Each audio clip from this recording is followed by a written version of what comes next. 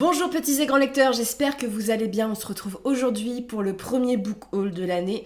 Année assez importante pour les mots de l'imaginaire 2025 parce que ça va faire 10 ans que je tiens cette chaîne à partir d'avril. Cette vidéo est en partenariat avec l'application de lecture Nextory. Alors Nextory, c'est une application qui vous permet de découvrir du livre audio, du livre numérique, de la presse, du contenu exclusif via l'application qui est disponible autant sur votre téléphone, sur votre tablette, mais aussi via CarPlay, qui vous permettra par exemple d'écouter des livres audio en voiture. C'est une application qui est hyper pratique quand vous faites votre ménage, quand vous faites des travaux manuels et ce genre de choses. Vous pouvez écouter des livres en même temps que faire des activités.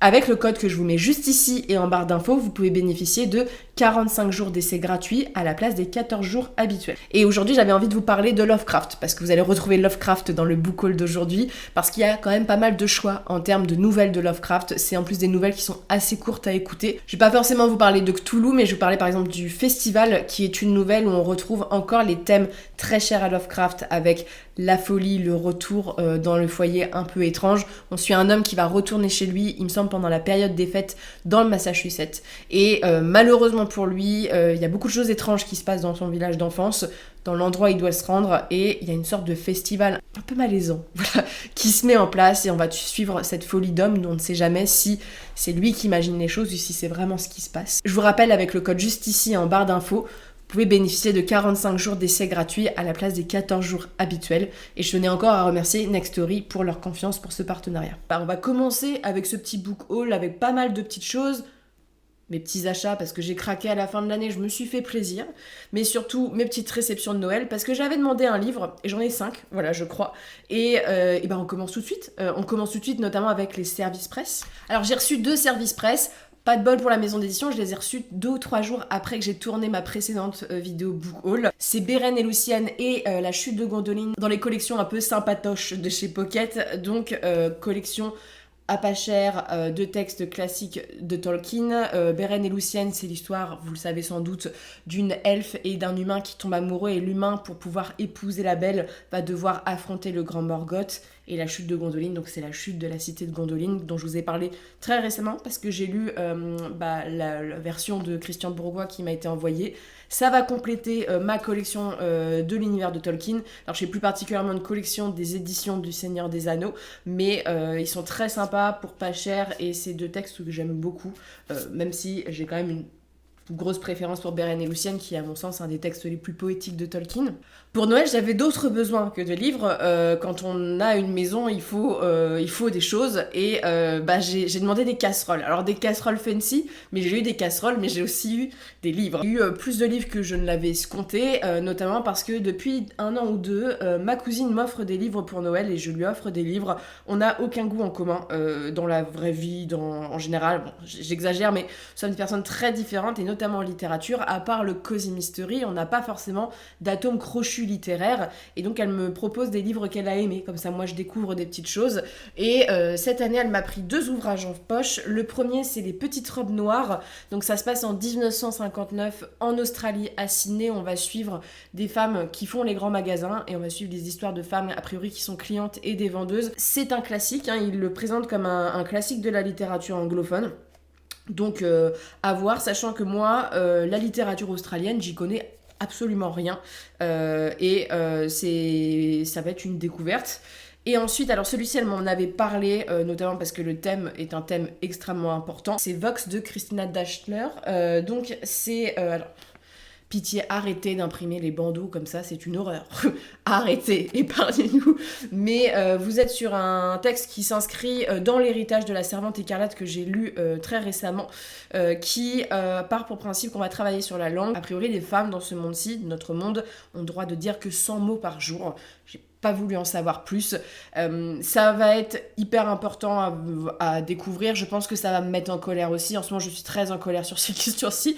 Un rien me fait vriller. Donc, j'ai hâte de le découvrir. Mais La Servante écarlate a été une lecture. Alors, vous le verrez en update lecture, mais en fait l'histoire je la connaissais parce que c'est tellement devenu un classique qu'on la connaissait tous, donc j'ai été un peu déçue par l'histoire. Par contre le propos est assez très très intéressant, et ça m'a mis vraiment mal à l'aise à plusieurs moments, mais voilà, là j'ai envie de voir un petit peu ce que ça va donner, sachant que la parole des femmes est censurée, la parole des femmes n'est pas crue, donc je pense que c'est une allégorie de ça, et que dans certains pays, tout simplement, les femmes n'ont même plus le droit de s'exprimer. Donc évitons d'aller sur ce genre de débordement en s'instruisant un peu plus et en lisant ce livre, et j'espère que ça va être intéressant. Elle l'avait adoré, donc je vais le découvrir avec grande impatience. Pour les plus fins gourmets d'entre nous, je vous présente une autre lecture. Alors, ce livre-ci, c'est l'exemple même de livre pour bonhomme. Je vais vous en parler un petit peu. C'est marketé dans l'esprit pour les hommes, et c'est très drôle parce que quand je l'ai ouvert, alors moi je le trouve très beau parce que j'ai des goûts littéraires qui s'approchent plus du marketing masculin que du marketing féminin. J'aime plutôt les couvertures foncées que les couvertures à couleur pâle. Je vous dis pas ça, c'est vraiment le marketing qui est pensé comme ça, hein. On l'apprend très vite quand on fait des couvertures de livres. Là, c'est Écosse, donc avoine, haggis et cranachan, donc 60 recettes et autres explorations du garde-manger écossais. Alors, faut savoir, moi, l'Écosse, j'adore. L'Écosse est pas forcément le pays où on mange le mieux dans les pays anglo-saxons. L'Angleterre est très sous-estimée pour moi. L'Irlande recèle de plats extraordinaires. Et donc ici, ce sont des recettes écossaises, mais je vous le présenterai un peu plus. Mais vous avez en plus des informations sur le pays avec des très très belles photos. Des photos mat, donc vous avez vraiment... Alors la cuisine écossaise, c'est la cuisine de Noël. C'est gras, c'est bon, y a de la viande, il y a du poisson, il y a, tu vois, les Scottish eggs. Quand tu manges ça, t'as mangé pour la journée. Pour ceux qui ne savent pas, un exemple éclairant de la gastronomie écossaise, English breakfast, donc les beans, les tomates, les saucisses et tout. En Écosse, c'est la même chose, sauf qu'ils mettent du boudin noir au petit déjeuner. Donc, vous voyez dans quel domaine on rentre. Et faut savoir que y a aussi les pâtisseries et tout. Et moi, je suis un peu une vieille personne au niveau des goûts des desserts. Donc, en général, je préfère ce genre de pâtisserie-là que les pâtisseries très sucrées. Et vous avez des choses sur Édimbourg, vous avez des choses sur le whisky, il y a tous les alcools à la fin. Il est très beau. Et donc, c'est du marketing typiquement masculin parce que déjà... la personne qui tient le plat, je suis prête à parier que c'est un mec, je pense. Et les couleurs sont très viriles, le vert, le rouge, un peu sombre. Les photos sont avec un aspect matifié, des couleurs assez sombres, il n'y a pas de chichi. Voilà, et ce sont des mains masculines à chaque fois. Ça m'a fait rire quand j'ai vu ça. Donc, même les livres de cuisine sont orientés avec une cible, hein, vous serez étonnés. Moi, j'aime beaucoup les photos. Je trouve qu'elles sont naturelles, pas chichi. Et tu vois, le Aberdeen Sausages, pain de viande, moi, ça me convainc. Moi, il y a des choses... Il y a des choses intéressantes, il y a pas mal de choses de tourtes. Alors moi je suis une grosse fan. Je suis partie pour vous parler des tourtes pendant 20 minutes, on va s'arrêter là. Ensuite on m'a offert ce texte. Je pensais pas l'avoir pour Noël et je pensais me l'acheter moi-même à la rentrée parce que c'est un auteur, je les ai lus ces textes-ci. Ça fait partie de mon enfance et ça fait partie de ma construction de personne, hein, parce que je suis persuadée que ce qu'on lit construit ce qu'on est. Et j'étais obligée de me le prendre. Et donc là j'ai reçu à Noël, j'étais très touchée. Et c'est quelque chose de familial chez moi. C'est donc Les Mondes des Willan, donc la deuxième partie, vous savez, de cette grande saga de Pierre Bottero pour les 20 ans de l'édition. Regardez-moi ça. Alors, comme je vous dis, c'est un texte que je ne relirai pas, tout simplement parce que c'est tellement été déterminant dans la femme que je suis aujourd'hui, dans mon rapport à la littérature. Voilà, Pierre Bottero, il n'y avait que Pierre Bottero et J. Caroline que je lisais quand j'avais une dizaine d'années. Et j'ai un rapport émotif avec ce texte assez prégnant. Et donc ça m'a énormément touchée de voir qu'il y avait des très belles éditions ainsi. Il y a des choses comme ça, hein, il y a des gens qui ont ce rapport-là avec Harry Potter et tout. Je l'ai avec Harry Potter, mais Pierre Bottero aura une place dans mon cœur que peu d'auteurs auront dans ma vie. Et je suis extrêmement contente. J'espère qu'ils feront la même chose pour le Pacte des Marchands, pour l'autre. Mais voilà, j'étais heureuse comme tout quand je l'ai reçu, très touchée. Et ensuite, alors là, c'est le livre que j'avais demandé pour Noël. Et ce texte-ci, quand je l'ai ouvert, j'ai ressenti... Je l'avais pas vu en librairie, parce qu'en plus, il a été dur à trouver en librairie, a priori.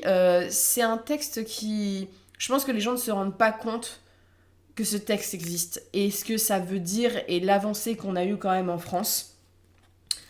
si je vous montre ça, ça vous dit peut-être rien. C'est la Pléiade de Lovecraft. Alors, pour ceux qui l'ignorent, Lovecraft est rentré à la Pléiade au mois de novembre ou octobre cette année. La Pléiade, c'est l'édition luxueuse en France. Quand tu rentres à la Pléiade, ça légitime ton travail. Il y a beaucoup d'auteurs qui sont connus, voilà, et tout.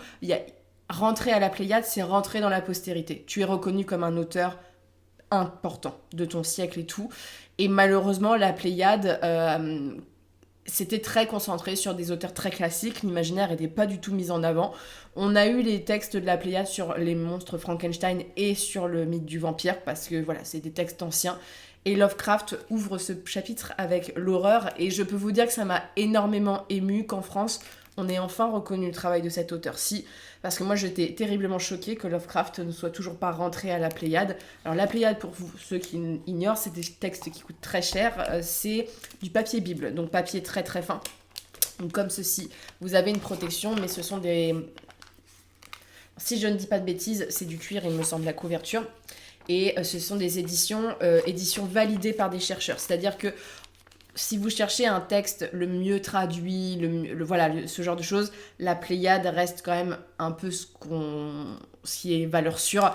Et vous serez étonné par qui a dirigé la collection de Lovecraft. Quand j'ai ouvert ça, j'étais choquée. C'est notre Jaworski national qui a géré la collection. Alors, dedans, vous avez toutes les nouvelles de Lovecraft, donc avec des traductions qui se rapprochent des traductions. Alors, j'ai commencé à voir, il y a une petite biographie au début qui se base un peu sur le travail de Joshi. Sur le travail, alors c'est un peu compliqué avec Lovecraft parce qu'à l'époque, c'est pas de l'ordinateur, hein, c'est de l'écrit, mais sur vraiment le travail proche du texte, c'est pas des éditions qui sont prises d'éditions qui ont été reprises en Angleterre ou aux États-Unis. Ce sont des éditions qui sont sur les manuscrits. Voilà, c'est tout un travail scientifique, c'est un travail monstrueux. Et j'ai envie de découvrir Lovecraft dans cette édition-ci, déjà pour lire toute son œuvre, mais surtout, c'est hyper important parce que Lovecraft a subi énormément de censure en France, du fait que c'est un auteur qui est assez problématique sur plein de questions. Et notamment, on a vraiment essayé de nettoyer tous les mots qu'on ne dit plus. Voilà, et en fait, ça retire un peu l'essence du texte parfois. Et je suis énormément touchée, et sachez que 2025 va être une grande année aussi, parce que normalement Tolkien rentre à la Pléiade cette année, si je ne dis pas de bêtises, mais il devait rentrer prochainement.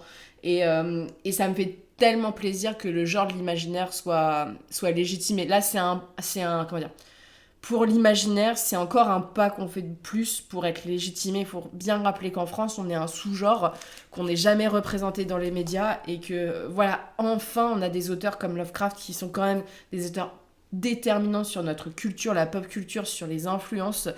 Et là, la petite introduction, moi j'ai lu 1800 pages de biographie de Lovecraft, donc sa vie je la connais bien, mais je trouve qu'elle est plutôt bien faite, et de ce que j'ai lu, c'est tout à fait cohérent avec le travail de Joshi, qui pour moi est quand même le spécialiste en la matière. Alors, ensuite on va parler de mes petits craquages. Voilà. Je me suis pris ce texte-ci que j'ai déjà lu, que j'ai beaucoup aimé, qui s'appelle Petit meurtre à Endgame, donc qui est un sorte de cosy, c'est même pas cosy, c'est une sorte de policier de Noël. Vous suivez une jeune femme qui vit à Londres, qui a subi un truc horrible quand elle était jeune. Sa mère est morte dans le château de Endgame, propriété de leur famille, dans le labyrinthe familial, et on a accusé la gamine d'être responsable de ça, parce que sa mère aurait été dépressive suite à sa naissance et tout. Donc elle vit avec ce poids familial horrible, et sa tante va lui envoyer un message en lui annonçant qu'elle est décédée, si elle reçoit cette lettre, et qu'elle va devoir participer à un jeu de piste si elle veut récupérer la maison. Sauf que elle a pas du tout envie de récupérer la maison, vu le trauma, elle s'est éloignée de sa famille et tout.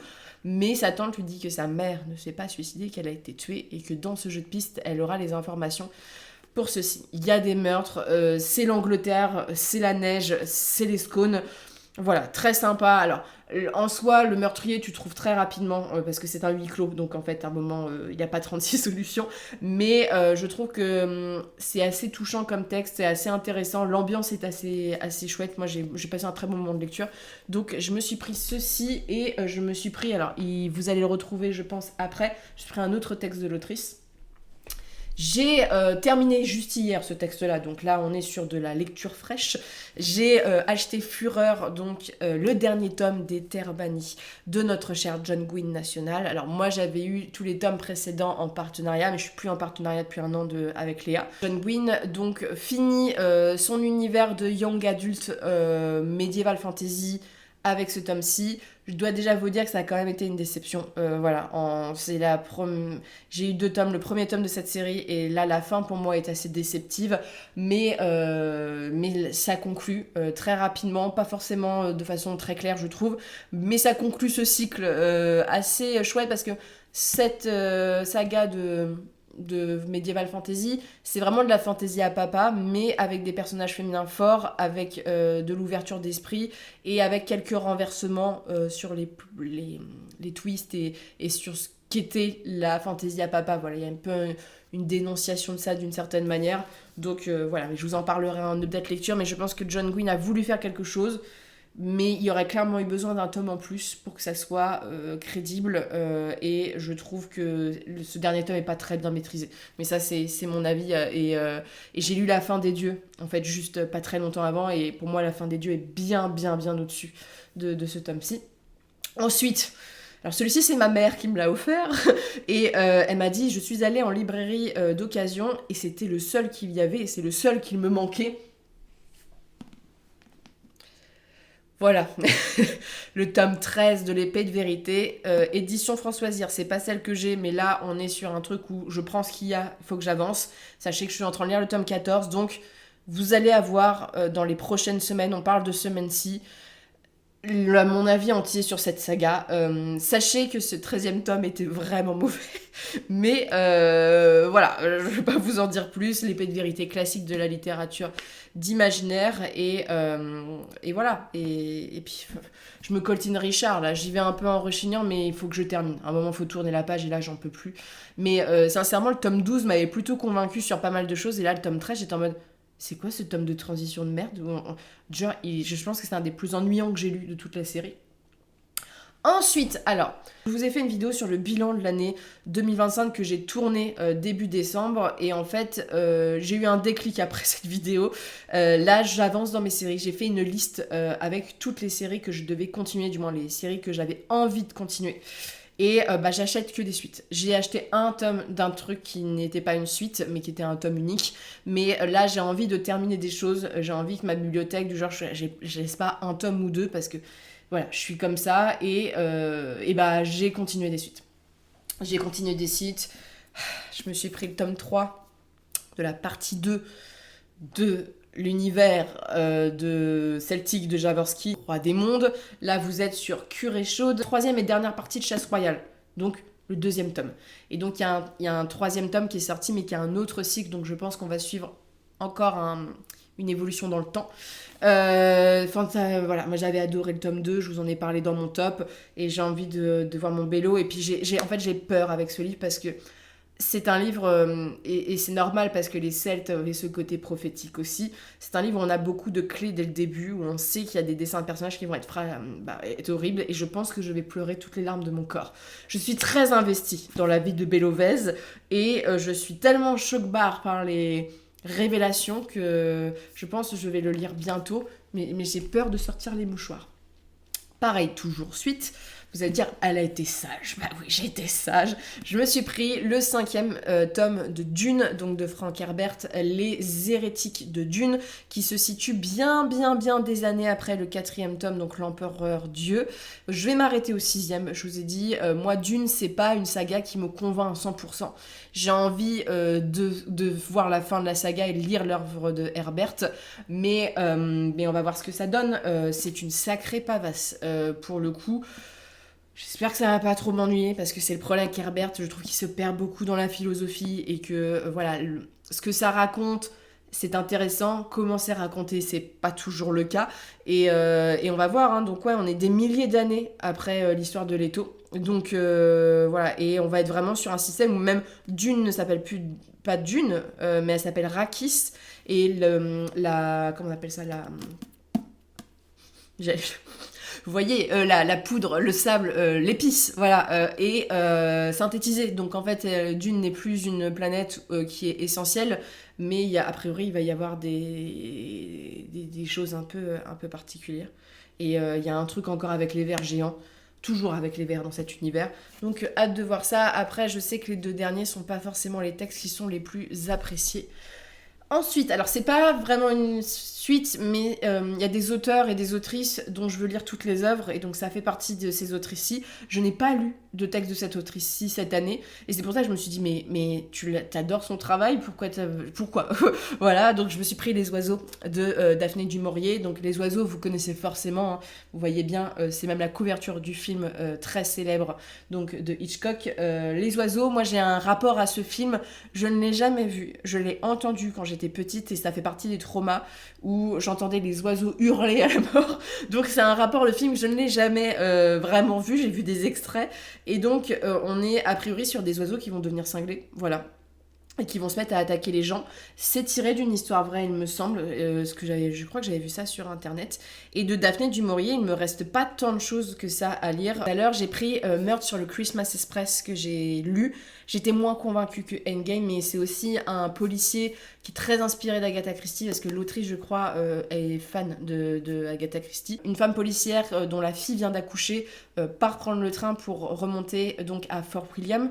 Fort William, c'est en Écosse, et le train, malheureusement, sur cette route, il y a beaucoup de neige et tout, c'est le dernier pour être à l'heure pour les fêtes. Il va y avoir des meurtres, notamment un meurtre d'une influenceuse dans le... soit pour apparenter une influenceuse, une femme connue, et on va en apprendre un peu plus. Alors, il y aura un trigger à vous suivre, à vous dire quand je vous le chroniquerai, mais c'est un texte qui aborde la question du VIOL. C'est assez brutal et tout, mais hyper intéressant la manière dont c'est fait. Mais c'est un... Voilà, moi j'ai beaucoup apprécié aussi. Moins que l'autre, moins convaincu par l'enquête et les trains. Moi j'aime bien les châteaux, donc voilà. Mais très chouette à suivre. Et enfin... là c'est un coup de tête. En fait je repoussais un petit peu la suite. C'est comme Robin Hood en fait, où je vais la lire cette année, mais je repoussais parce qu'il y a des sagas où on sait que il y aura pas forcément des suites, et là il y en aura pas forcément du tout parce que l'auteur est décédé, et que sa dernière un peu saga me tente pas du tout.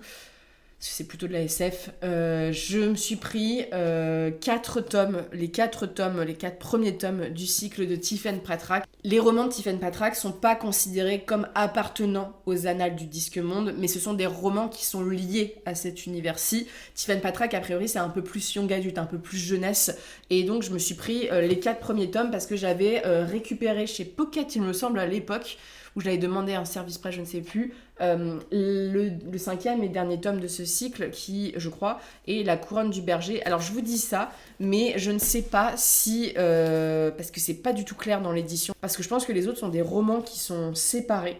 Alors c'est que chez Pocket, parce que Pratchett, il y a aussi des droits chez J'ai lu, je crois, avec le livre des gnomes, mais Le Fabuleux Maurice et ses rongeurs savants, Les recettes de Nounou Hogg, La face obscure du soleil et les stratagèmes, je suis pas sûre que ça fasse partie du cycle de la série de Tiffen Patrack. Je pense que ce sont des romans indépendants, mais je vais terminer, voilà, ce cycle-ci.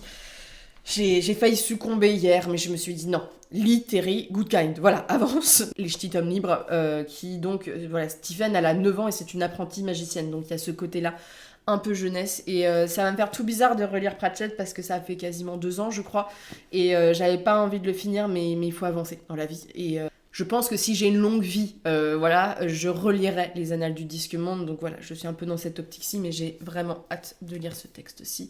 Et j'attends, mais là, il y a Terry qui m'attend au pied du lit, donc je suis un peu obligée d'avancer là-dessus. Voilà, c'en est tout pour toutes ces lectures. Alors, pour tout vous dire, il y en a déjà quelques-unes qui sont déjà lues. Voilà, j'ai vraiment acheté des choses parce que ma palle, comme je lis quand même à un rythme de 15-20 romans par mois, ma palle augmente pas trop parce que j'ai un rythme de lecture qui est un peu équivalent à ce que j'achète. Puis là, je vais lire aussi des petits Lovecraft en parallèle, même si je pense que la Pléiade de Lovecraft, je vais aussi me la réserver pour le mois d'octobre, et que là, je vais peut-être plus lire du Jules Verne ou des choses comme ça. Mais je suis hyper contente, et il y a pas mal de choses à découvrir découvrir. Donc sur ce, n'hésitez pas à me dire, vous, ce que vous lisez, ce que vous avez lu, surtout si vous êtes acheté des livres à la fin de l'année. Pour ceux qui ont fêté Noël, j'espère que ça n'a pas été trop difficile, que vous avez passé un bon moment, parce que je sais que c'est des périodes de fête qui peuvent être très compliquées, hein, je le vis aussi. Sur le plan personnel, c'est pas toujours une tasse de thé et c'est encore plus difficile quand on n'a plus de famille. Mais voilà, si vous avez eu des petits cadeaux livresques, et je serais très contente de savoir ce que le Santa Claus vous a mis sous le sapin. Et sur ce, je vous souhaite de très bonnes lectures, une très bonne journée et on se retrouve bientôt pour une prochaine vidéo.